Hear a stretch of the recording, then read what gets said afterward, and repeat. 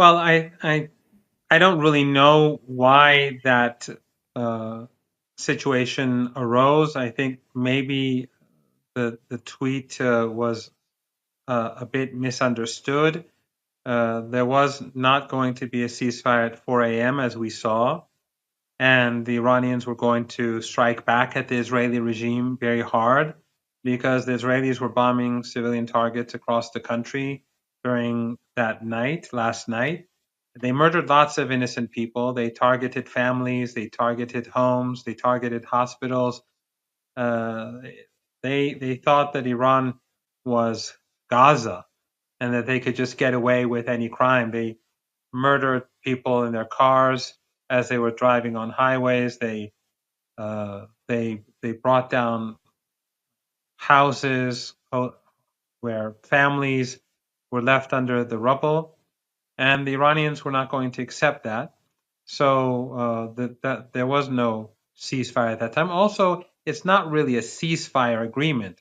It's a sort of halt of hostilities. In other words, the Iranians have said, and they continue to say, that if the Israelis carry out any act of aggression, they will pound the regime very hard. And Iran, as we speak, is preparing itself and getting ready for any potential Israeli aggression.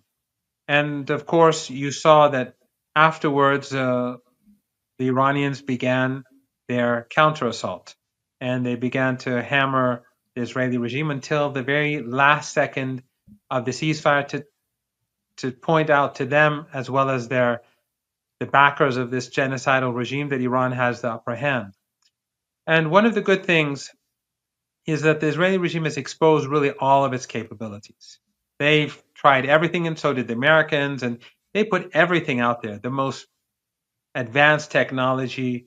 And of course, it was a blitzkrieg attack, an illegal attack.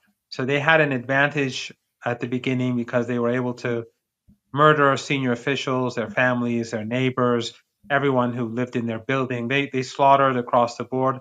They have no red lines, of course, because they have the full backing of the West to commit all these atrocities. And then they also damaged, destroyed some of the Iranian radar facilities and surface to air defense capabilities, which put them at an advantage. Of course, I think in the long run, that is really a disadvantage because this was an act of aggression, an act of war. It was unprovoked. The world saw it, regardless of how Western regimes supported the aggression, and they supported the attacks both on civilians and on the Iranian civilian nuclear program. But the world saw the regime as the aggressor, and the Iranian people saw it and the West and the United States as the aggressor. And even those Iranians who traditionally were more liberal, more Western oriented in northern Tehran, as you visited, my own students, for them, I think it was it it it really brought down their Tore off the band. ideological. It destroyed their ideological framework, or the way in which they viewed the world, because some of these people viewed the West positively, Western regimes positively. They followed Western news, and then they saw, as Iran was many of them thought Iran was the problem always, but then they saw that as Iran was negotiating, the United States was being deceptive and deceitful, and that the Israeli regime threatening to, if it could, to have radioactive contamination uh, across Iran, if it was able to do so. Still, the West supported it. So that really, I think, changed the way in which many people in Iran viewed the West, and I think that will have long-term consequences.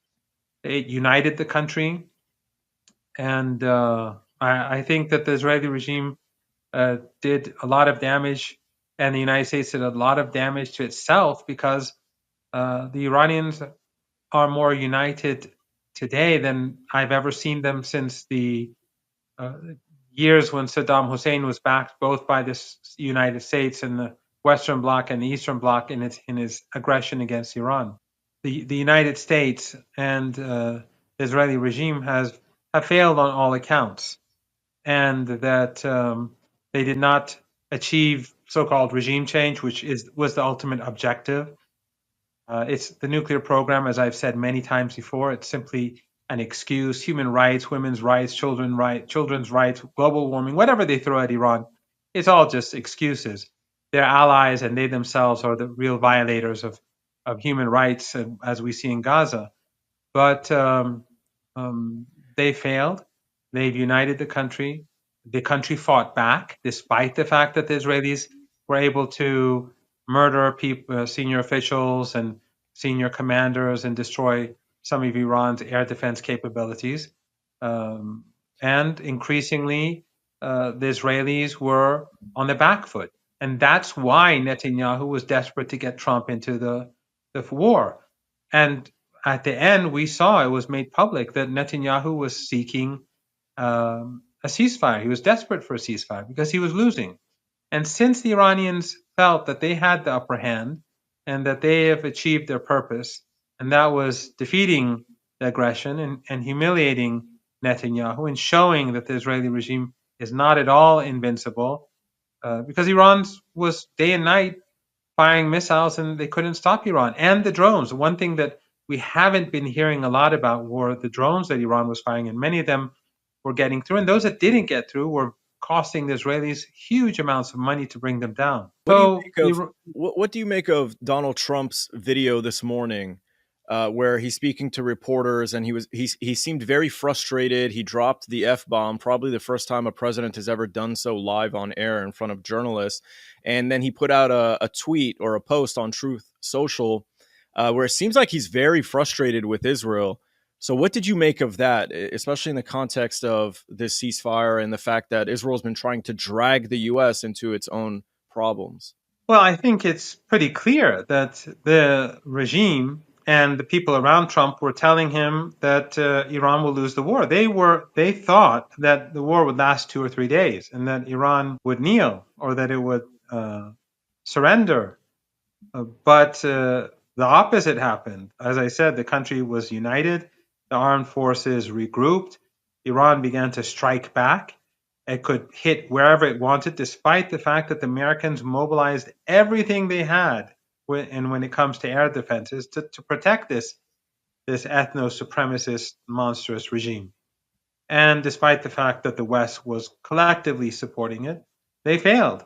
And when Trump attacked Iran, it's still not clear how much damage was done to the nuclear program, because Iran's assets were obviously removed from these places in Isfahan, Natanz, and Fordow. And the important one is Fordow. Natanz and Isfahan are not that difficult to replace.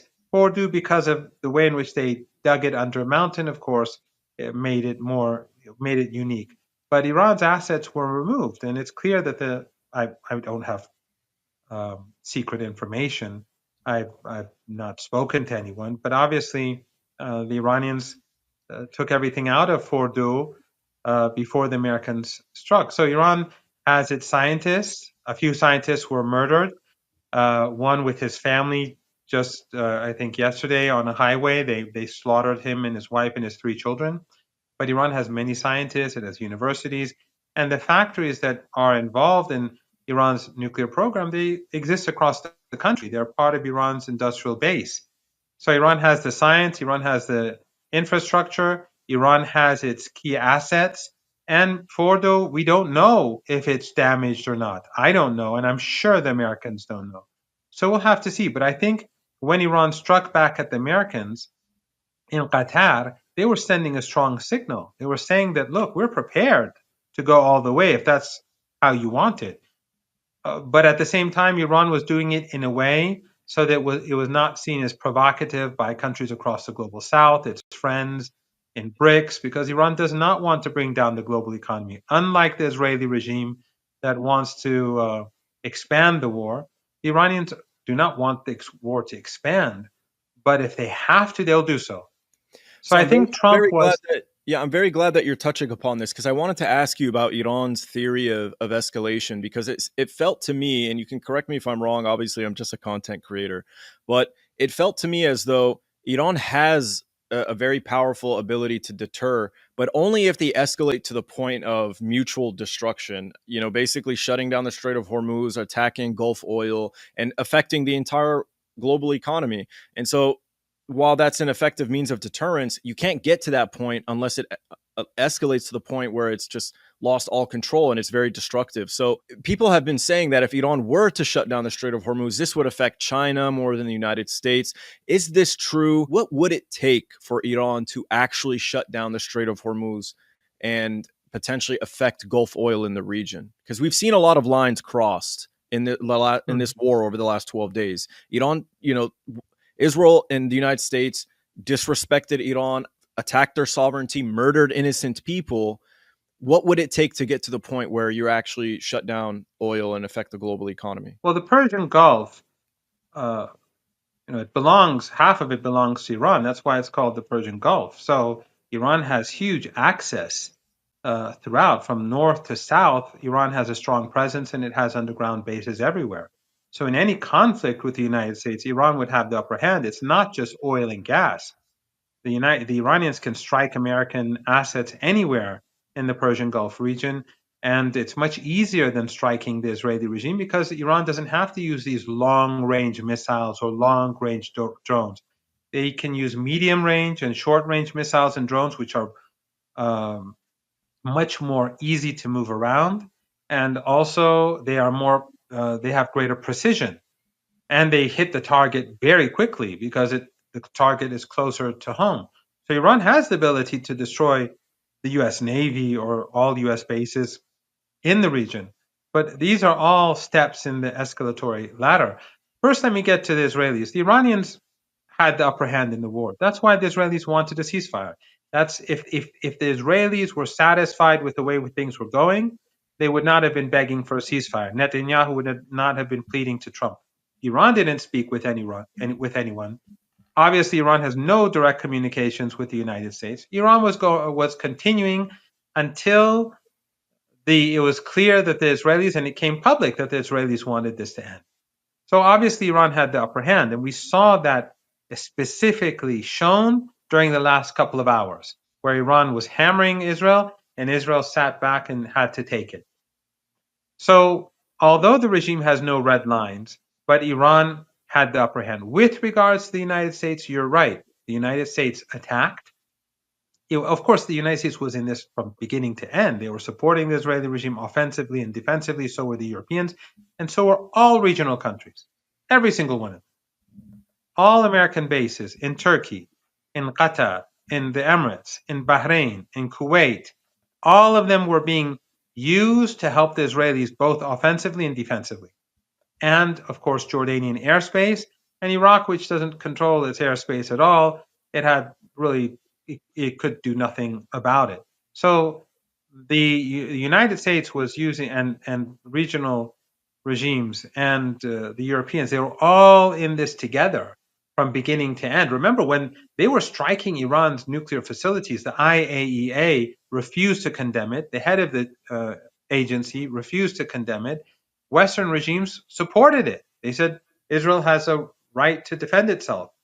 So it's like someone attacking you with a baseball bat, and then people saying, well, he has a right to defend himself. That is how ugly and disgusting the West is, and it's so open now. So the Americans, though, their only direct attack was when they attacked the Fordo and Isfahan and Natanz. But Isfahan and Natanz had already been struck, and as I said, Iran had already removed its assets because they were vulnerable always, and they weren't huge places. The only real place that the Americans could damage was Fordo. And it's clear that I think that the Americans told Iran beforehand that they're going to do this, just like Iran told the Qataris that they're going to strike before they fire their missiles. So that is escalation. But Iran, in a sense, did respond to the United States. How did it respond? In its relationship with the International Atomic Energy Agency. From now on, our relationship with that agency is going to be very different. We're no longer going to be giving them the sort of access and the sort of information that they would get before. We're living in a different world now, and we're going to be very more careful about the information on our scientists who've been murdered and their families who've been murdered. Some of them. We're going to be more careful about information on our facilities. Iran can now go underground in different parts of the country, and no one, if they don't want to, no one would ever find out where they are. They could spread it out across the country. It's very simple for Iran. Very simple. And Iran's, its industrial base is capable of uh, providing whatever Iran's needs, and it's across the country. So the United States has only made things more complicated for itself. Iran is not going to be deterred by the Americans. So Iran has this card to play with, the IAEA card. And I think that's a big thing because there's always been an argument in Iran about the role of the International Atomic Energy Agency because we know that they passed on information to the Israelis to carry out assassinations in the past.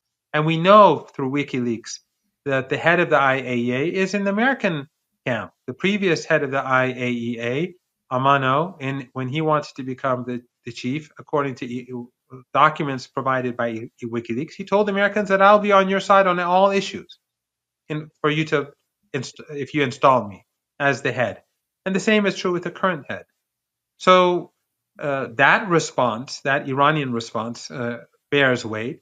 But the focus for Iran, and also the fact that Iran fired missiles, has great significance because it's telling Qatar and all of these countries, let's be very frank, Qatar is no friend of the Palestinian people.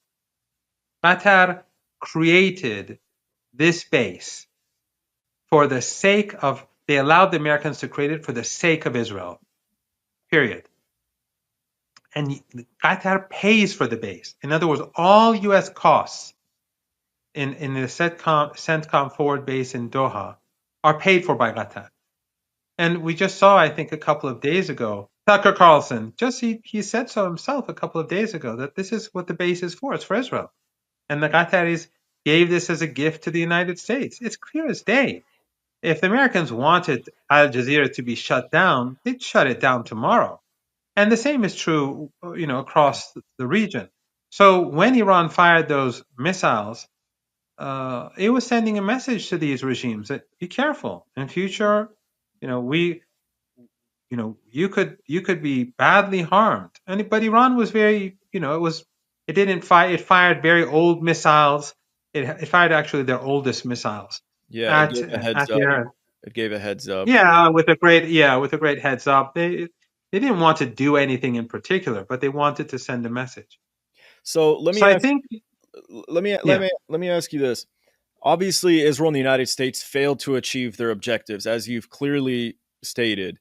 Their objectives were regime change, number one, and then to a lesser extent to affect the nuclear program for sure. Obviously, that's why they attacked the plant, even though it was a performative strike by the United States. And also, I mean, Israel just targeting and assassinating as many nuclear scientists as they can get their but hands. ordinary people too. They were Ordinary killing people as all sorts well, of ordinary. but so it's the nuclear program to a lesser extent, but definitely, the key objective was regime change. So in this regard, Israel and the United States definitely failed, and you can describe this really as a loss for them. At the same time, however, the element of surprise attack on June 13th, Israel managed to get significant strikes in on Irani air defenses, as you've said. Iran lost many IRGC officials, nuclear scientists. So, what lessons will Iran have to take from this war? If you were to now be critical of your own country and the way that they performed initially at the start of this war, obviously they bounced back very well, as you have said, but from the beginning, they took too many blows, and honestly, it was very nerve wracking to witness. What lessons will Iran have to take from this? I think that Iran is already taking those lessons, and so is the resistance in general. That Iran has to beef up its air defenses far more than before, both for aircraft, but also for drones and missiles. And it has to, the focus on air defenses for Iran came in much later. and Iran was just preparing itself.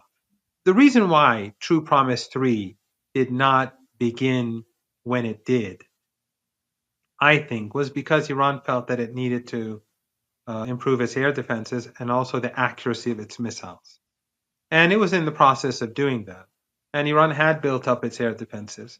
But again, as you pointed out, there was it was a blitzkrieg, like the Nazis, and so they were able to create a lot of damage. So I think that the experts in the field, they'll know how to put new. They have reserves, so they'll have to move them around, put them in place very quickly, be prepared for the next stage, but also bring in new air defenses and probably purchase air defenses, other types of air defenses from friendly countries. I think that's basically the most important thing that Iran has to do in the future. Well, this internal security issue as well. I mean, the Mossad able to recruit, as many people as they did. Uh, how has security in the country changed ever since? We've seen citizens, commit citizen arrests where they see someone suspicious and they arrest them and they hold them until the authorities can come. So how has Iran changed internally in terms of security since this? And do you think those kinds of changes will persist and last? No, I don't think that's going to change. I think if you come to Iran, let's say in a couple of months and everything's peaceful, you won't see any police officers on the street. What will change, and this I have to be very careful, um, because I don't want anyone to be demonized and I don't want to be misunderstood. Iran is the most refugee friendly country in the world.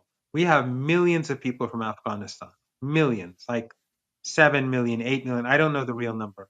They're huge in number. Half of them are registered, roughly half are unregistered or undocumented or illegal, however you want to to describe it. I think that is going to be a key issue. Iran has already moved in that direction. They were building a border wall, something like Trump's wall between Iran and Afghanistan and Pakistan, and they're still doing that. But I think they're going to be much more careful because among the Afghan population, you have to keep in mind that just like Turkey and Qatar during the dirty war in Syria, they were funding ISIS and Al Qaeda and helping spread this extremist ideology, Takfiri ideology in Syria and elsewhere, in Libya too, where they were also using Al Qaeda. In the past, it was the Saudis that were doing this and the Emiratis during the 1980s with the Americans in Afghanistan and Pakistan. So Pakistan and Afghanistan were really culturally very moderate religiously. I mean, they were conservative religious societies, but very moderate. In the 1980s, when the Americans began the dirty war against the Soviet Union, that began to change. And something that your viewers should know is that it wasn't the Soviet Union that invaded Afghanistan. It was Americans, Carter and Brzezinski, who ordered support for the so-called Mujahideen to encourage the Soviet Union to invade. And they wanted to create a Vietnam for them. And then the first Takfiri books that were published were not published by Saudi Arabia. They were published in the United States by Nebraska Omaha University Press and then sent to Afghanistan in order to make young people hate Russians and so on. So this Takfiri ideology gained ground in Afghanistan, and that's why you saw, for example, the Taliban behave as it did during the first time. And in any case, the Taliban today is, it's not like what it used to be, but it's still, it's still not something that They're people not progressive. elsewhere in the world, yes, You wouldn't to describe say them the as least. progressive. Yeah. Yeah, to say the least. So you do have elements of Takfiri ideology among them, and ISIS and Al Qaeda remnants. And among it was these people, unfortunately, that were working with Israelis. So a lot of these people with Al Qaeda and ISIS and Takfiri ideology were cooperating with Israelis, but there were also Iranians. Lots of people have been arrested.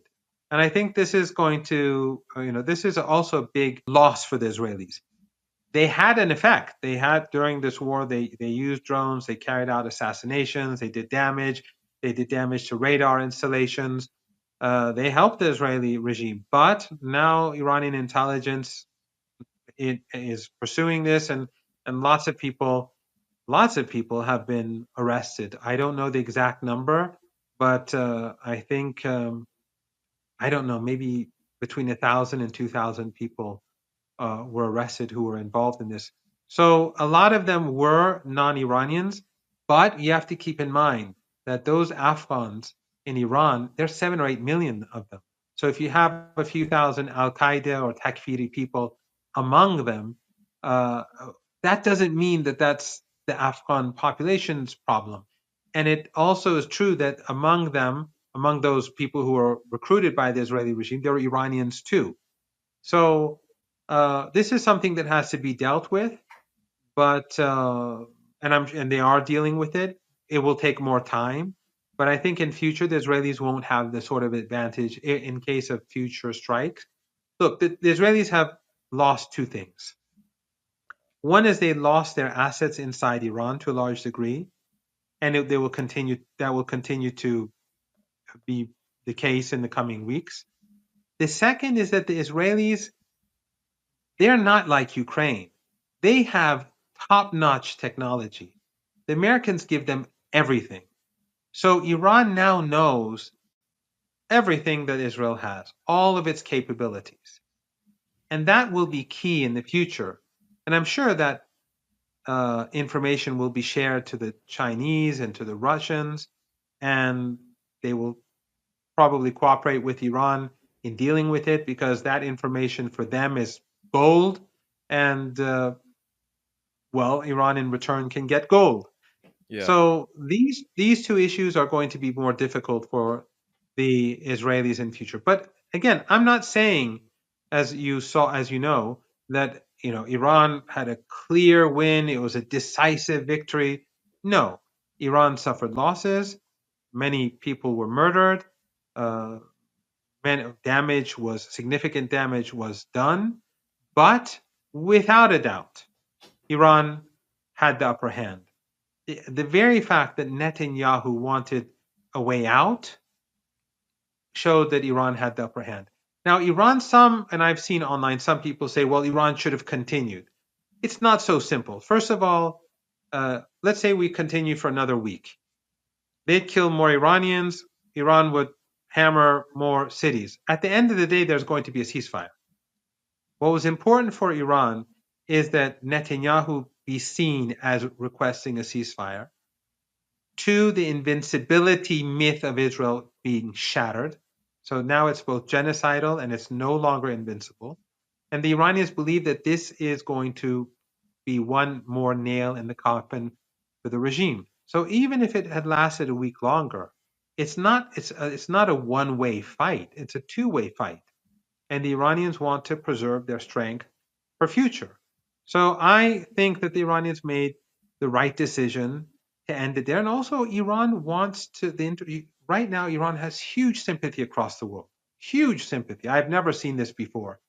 People who are saying Iran is the hope of the world. People who, you would not believe approach me online or send messages and so on are saying this, that Iran is the hope of the world. And then you also have lots of governments that are now friendly to Iran, sympathetic to Iran, siding with Iran across the global south. Iran wants to preserve that because in order for Iran to defeat and the resistance to defeat and the axis of resistance to defeat the Israeli regime in future, we need a large coalition of countries and public opinion to be on the side of the resistance. The Israeli regime is not going to be defeated by being overrun militarily. It is going to be defeated when it is seen as no longer viable, when it is seen as too costly. It has already been delegitimized by the resistance, whether in Gaza or the West Bank or Lebanon, through their sheer brutality and their monstrous behavior. Whereas even in the West, which is the most propagandized population in the world, people are seeing through this. And now militarily, Iran came out on top. It was not a knockout, but it was what do you call it? They call it in boxing a technical. A it was a technical defeat for the TKO. Yeah. yeah whatever yeah. So it was a defeat for the Israelis, and I think that was enough for the Iranians. I don't want to take up too much more of your time. I had like three more questions, but I don't want to keep It's you okay. much. Go on. Okay, so let me ask you this. What would it take for Iran to actually produce a nuclear weapon? Because there's been a lot of fierce debate online. People feel as though if Iran had a nuclear weapon, none of this would have been taking place. Obviously, Russia is an example of where even having nuclear weapons and the ability to deliver them anywhere in the world can still have conflict brought to its border. So, but still, we feel as though if Iran actually did have a nuclear weapon, that Israel would not have acted so aggressively out of fear because, as you've demonstrated, Iran can strike Israel virtually at any moment because of its missiles and its ability to slice through air defenses. What would it take for Iran to actually make a nuclear weapon? Look, Iran has reasons why it does not want nuclear weapons. One is the very fact that having a nuclear weapon makes other countries want to have weapons too. And we live in a neighborhood with full of family dictatorships, unstable regimes. It's not necessarily a good thing. You don't want to create an arms race. So that's A. B, Iran considers it as an immoral weapon. Now, I'm sure in the West they say, these mullahs, whatever. I think recent years have shown that if there's one country that's moral, it's Iran, and of course Yemen. All the others, they don't meet these standards. But Iran, during the war, when Saddam Hussein invaded and the West gave him chemical weapons, Iran refused to produce chemical weapons. Leaders came to the leader at that time, Imam Khomeini, asked him for permission. He said no. And the West even blocked Iran from purchasing gas masks. But in any case, Iran did not produce those weapons. Iran has been able to create and produce nuclear weapons for, I think, over 2 decades now. It's not difficult for Iran. But Iran has not made that decision because of these reasons. And I think this has given Iran the moral high ground. That's why across the global south, there is so much support for Iran, because Iran has been abiding by the rules of the international law. The United States and the Israelis, they tear up the UN Charter, they misuse. When they wanted to crush Syria, they used the OPCW. With all due When respect, they claim, Professor, if I can push back just a little bit, sir. the moral high ground is not going to protect your people. So, Oh, I'll get to that. I'll get to that. I'll okay. get to that. But it has a huge impact, and people see across the world one genocidal regime fighting against another, and they see how the IAEA today has no credibility. People are seeing that it's being exposed. So all these international bodies, whether it's the UN or the OPCW for chemical weapons, which was used by the United States against Syria and again to frame Syria, we now see they doing the same with the IAEA. The West is destroying all the international bodies that they created post Second World War to maintain their hegemony. In in it's really irrational what they're doing. They're desperate because of their declining empire, so they're basically destroying all of these. So Iran does want to play by the rules of the game. It does have an impact, and Iran is a moral actor, unlike them. But Iran has said that if there is an existential threat to the country, its nuclear doctrine will change. So if they're going to destroy Iran, or if they plan to destroy Iran, then everything changes. And Iran is a highly it's a technologically developed country. There's nothing that the Americans can do to stop Iran if So Iran wanted to do so. how do you find the existential threat to the country? Like, what would it take for Iran to feel like the doctrine has to change? I don't know. I can't say. That's subjective. But let's say they were making a threat to use nuclear weapons against Iran, a real threat, or something like that. I don't know. It's difficult for me just to sit and make these comments. I don't. I'm sure. that under very dangerous circumstances, the people in charge will sit together and make, and decide what needs to be done. But Iran does not like nuclear weapons, and it doesn't see it as being good for the region. But Iran will not allow any regime in the region to become existential threats to the country. So this war obviously has been very costly for Iran, not just in terms of civilian life, all the martyrs, regardless of whether they're civilians or not, but financially. Obviously, it costs money to fire these missiles and to defend themselves from Israel's attack. And Iran remains under very crippling sanctions. I was very impressed with what I saw when I visited Iran. I thought it was a beautiful country, great infrastructure, definitely better public transportation than we have here in the United States. So, definitely self sufficient. However, these sanctions definitely still have an effect. And now that so much has been spent on this conflict with Israel and defending itself, and the sanctions remain, what sort of things can Iran do to try and strengthen their economy? Are they going to have to get even closer to Russia and China and any other trading partners that they have? What can be done? I mean, is there any concern about the economy at this state? Of course, there's always concern, but I think actually what this war has done is has shown the limits of American power and the vulnerability of the Israeli regime. But it is also seen as a threat to other countries across the global south because of the way in which the United States has behaved how it behaves in such a lawless manner, and how the West behaves in such a lawless manner. So it is actually moving China closer to Iran, Russia closer to Iran, countries across the global south closer to Iran. And the world is changing very fast. Today, the Iranians are much more capable of dealing with sanctions than they were a decade ago.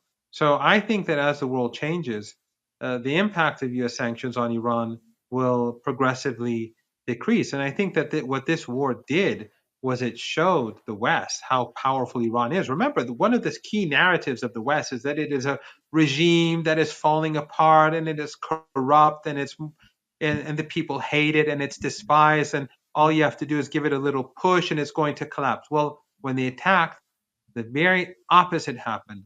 It became tough and the people became tough as nails.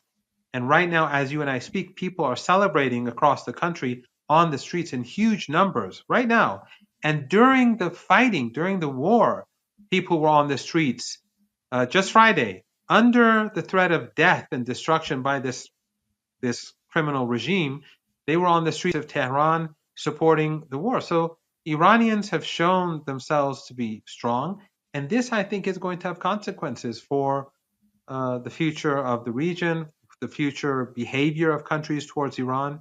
I'm optimistic about the future of Iran. I'm optimistic about the future of the regime. I'm optimistic about the future of Palestine. I think that the Israeli regime is approaching its death gradually. This was one more nail in the coffin, but it will take time. And I think Israelis will gradually come to the recognition that, after almost 2 weeks of war, their regime couldn't protect it, and nor could the Americans. In future, no one is going to invest in this country. It's not safe. And of course, those who have an ounce of decency and morality, they're not going to invest anyway. So, and many of these Zionists and others, they're going to be leaving the country, those who can find good jobs elsewhere where it's more safe. I don't see a future for the regime. It will take time, but I think it is approaching its demise. Professor Marandi, thank you so much for your time.